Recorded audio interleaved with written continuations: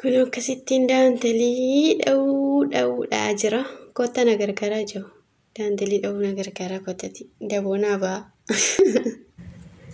Ashama harka fuunee hordoftoota Caaluu Firii jalatti kan argamtan hundi keessanuu nagaa Waaqayyoo bakka jirtan isiniif haa ta'u akkam jirtu nagaa keessanii fayyaadhaa jirtu jecha baattu.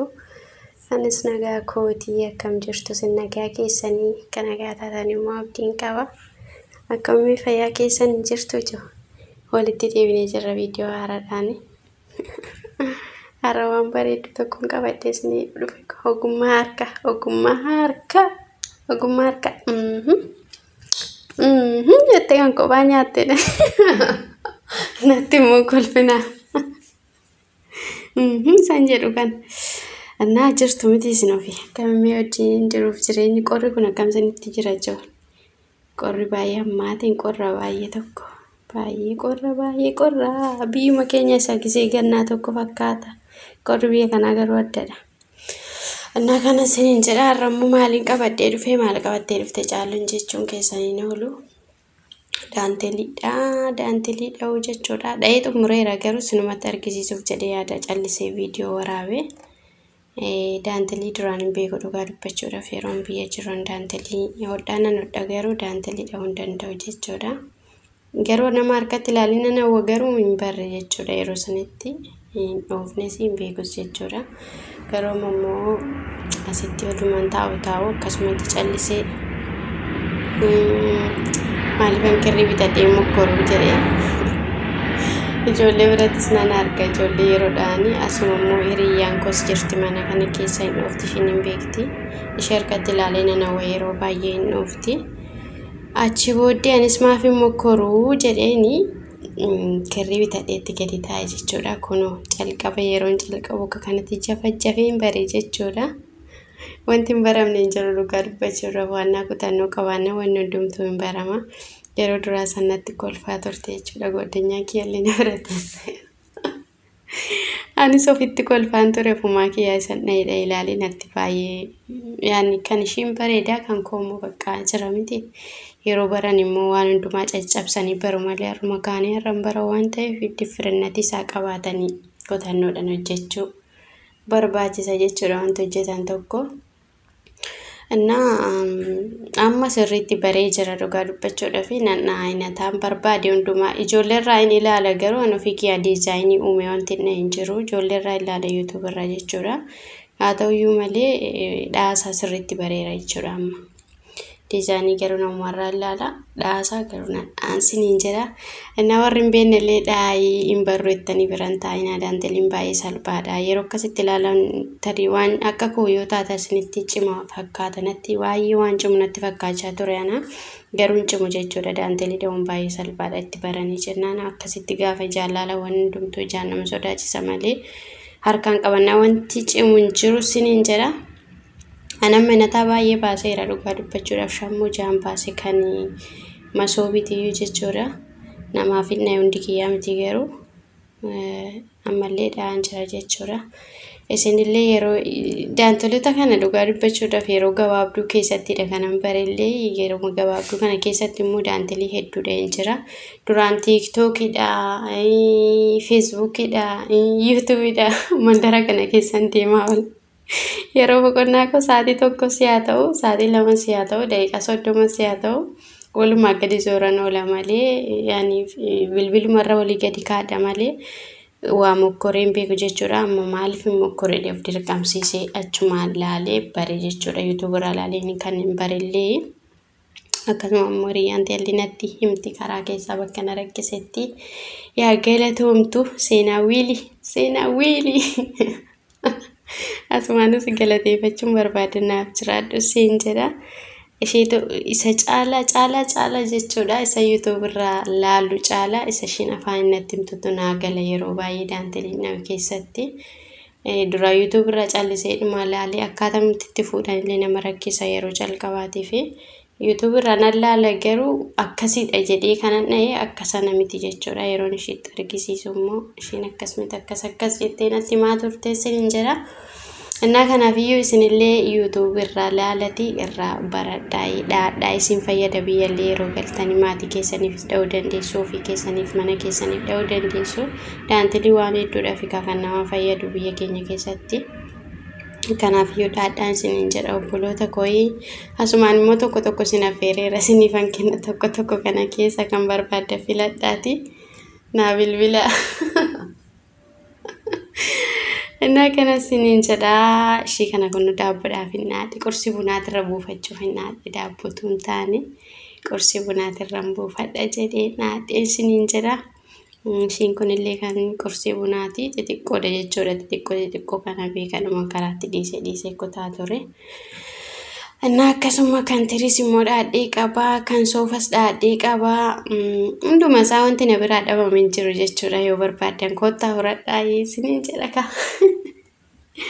Kanaafiyyuu yeroo qabdanitti kirrii bitadhaati yaala warri hin beekne tarii warri akka koo hin beekne jiraachuu dandeessu jedhee waan yaadeef kana isiniin jechaa jiru. Hedduun keessan hin beektu garuu caalaan keenya immoo hin beeknu deedhuma yaada namni akka koo wallaalu baay'een jira jedhee yaada. Kanaafiyyuu hin barama wanti hunduu salphaadha itti karoorsaa hojjedhaa akka Facebook irraa TikTok irraa irra deemnu bakka akkasumatti hojii keenya yoo hojjetan nuuf fayyadu bilbila laaluu irraa illee bilisa taana gaafa sana anamni dhugaa dubbachuudha bilbila ijoolleedha qofa yoo YouTube seene malee akka duraanii TikTok Facebook tasa seenu jechuudha bakka kanuma hojjedha yeroo taa'u. Hojiin koo kana ta'e jechuudha achi bakka bilbilli nafe maasalaama yaa bilbila koo garuu nan jaalladha war bilbilatti kana ijoollee namni akka koo jaallattu hin jirtu. Innaa kana fakkaataa isiniin jedha kun akkasitti na'ee dardaree lafa kaawwadhe jechuudha daantelii kooyi gaafan galee qaama soobii bichaan bita malee ani daantelii bituu hin yaadu jechuudha. Kan hundumaatu dhaadhee jira. Kan masoobii dhaadhiin jira kan qursi bunaa dhaadhiin jira kan soofatillee dhaadhiin jira waan nambiseen qabu kara ka'uutitillee dhaadhiin jira. Isaafis immoo nannaa waan hafe kana keessa kan hafes soo jiraate nannaa ka amman galuutti jechuudha. Innaa kana isiniin jedha hundumti keessanuu dhaadhaa dhugaa kirrii bitaati warri beektanillee dhaadhaa hin taa'inaati dhaadhaa siif fayyada dhugaa dubbachuudhaaf daantaliin baay'ee nama fayyada. Kanaafiyyuu hin taa'inaati isiniin jedha warri hin beeknes immoo ani hin beeku jettanii hin taa'inaati kirrii bitadhaati YouTube irraa ilaalati baraa jechuudha. YouTube irra gosoota hedduu dhahamee jira waan ta'eef inni yeroo calqabanillee jira. Bakka jira miti baay'een jiru jechuudha. Kanaafiyyuu dhaadhaa isiniin jedha. Daantaliin kun bareeda istaayilii immoo naa kenna koomentii jalatti sinan eega yaada keessan. Kana kun rakabooti dhaafannaa adde abbaa gadaatiin annaa adde jechuudha. Annaa ishiin kunillee kan qursii bunaatiyyuu qursii bunaatirra buufadha nataa annaa addeen jira. Kunis kan ishiniiti. Annaa kana fakkaataa isiniin jedha kaaya ijoollee keenya mee isin immoo yaada keessan naaf qoodaa akkamiidha jeeshan keessatti kana hunda dha'ee baasee bareedaadha moo bareedaa miti nan ariifadhu yaada keessan naaf kennaa sinan eega. Innaa kana isiniin jedha wanni hundumtuu amma qabanitti amma harkaan qabatanitti waan cimaas namatti fakkaata wanti hin beekne tokko garuu harkaan qabatanii ennaa wanti cimu hin jiru wanti hundumtuun barama dhugaan tasa daantilii guyyaa tokkoofillee nan baradhee yaadeen beeku baru baay'ee ciman jedha akkasumatti jaallaalee sodaadha jechuudha. Garuu hin barama dhugaa dubbachuudhaaf wanti hundumtuu namni garaa haadha ofii keessatti bare hin jiru hundumti keenyayyuu namarraa laallee akkasitti barre malee namni garaa haadha ofii keessatti waan tokkoyyuu baru hin jiru waan ta'eef hundumtuu hin barama warri hin beekne hin barruu hin dandeenyu ta'in taa'inaa dhugaa kirrii bitadhaatii mokkoraa'e itti barraan baay'ee salphaadha xiqqoo ammuma jammara sanatti malee isiniin jedha kunoo kana fakkaata ijoollee keenya daantilii bicha. Meeqamtu bareeda kana hunda keessa kan isinitti bareede koomentii jalatti naaf ka'a kan baay'ee bareedu.